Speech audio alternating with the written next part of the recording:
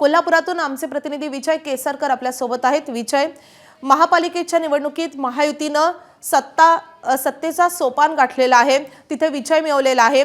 जिल्हा परिषदेमध्ये नेमकी कुणाची प्रतिष्ठा पणाला लागलेली आहे? सध्या काय वातावरण आहे मतदान केंद्रावर?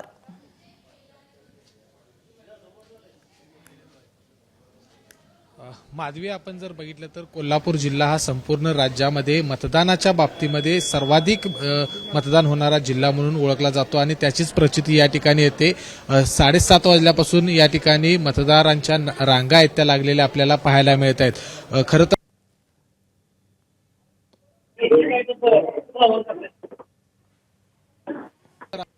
नवीन मतदार आहेत ते खूप मोठ्या संख्येने या ठिकाणी वाढलेले आपल्याला पाहायला मिळत आहेत।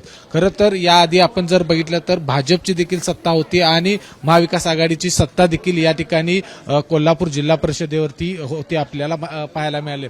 त्याच्यानंतर खूप उलटापालटी झाल्या राजकारणामध्ये आणि आत्ताच्या घडीला जर आपण बघितलं तर महायुतीतील पक्ष देखील अनेक ठिकाणी एकमेकांच्या विरोधात उभे ठाकलेले आहेत, तर महाविकास आघाडीमधील देखील नेते एकमेकांच्या विरोधात ठाकलेले या ठिकाणी आपल्याला पाहायला मिळतात। त्यामुळं या निवडणुकीकडे ज्या पद्धतीने आपण मिनी विधानसभा म्हणून पाहतो त्यामुळे एक चुरस आहे ती या ठिकाणी पाहायला मिळते आणि हेच चित्र कोल्हापूरमध्ये कोल्हापूर जिल्ह्यातल्या प्रत्येक खेडोपाडी आपल्याला पाहायला मिळत आहे। कारण मतदार आहेत ते या ठिकाणी 7:30 वाजल्यापासून यायला लागलेले आहेत आणि आपला मतदानाचा अधिकार आहे ते या ठिकाणी बजावत आहेत। एकूण जर बघितलं तर 68 जागांसाठी या ठिकाणी जिल्हा परिषदेच्या 68 जागांसाठी ही निवडणूक होते आणि पंचायत समितीच्या 136 जागांसाठी ही मतदानाची प्रक्रिया आज कोल्हापुरात पार पडते।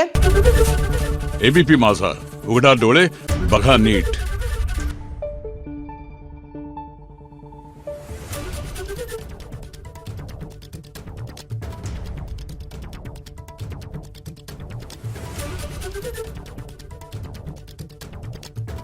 Thank you.